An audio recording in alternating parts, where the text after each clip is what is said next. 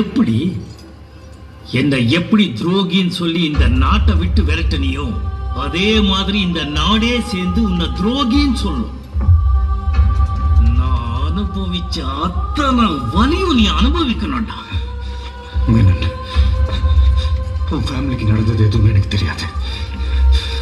அப்படியே அதுக்கு நான் தான் காரணம் நீ நினைச்சாலும் அது அது உனக்கு எனக்கு இருக்கிற பிரச்சனை. இதுக்காக பப்ளிக்கையும் பாதிக்கப்படணும்.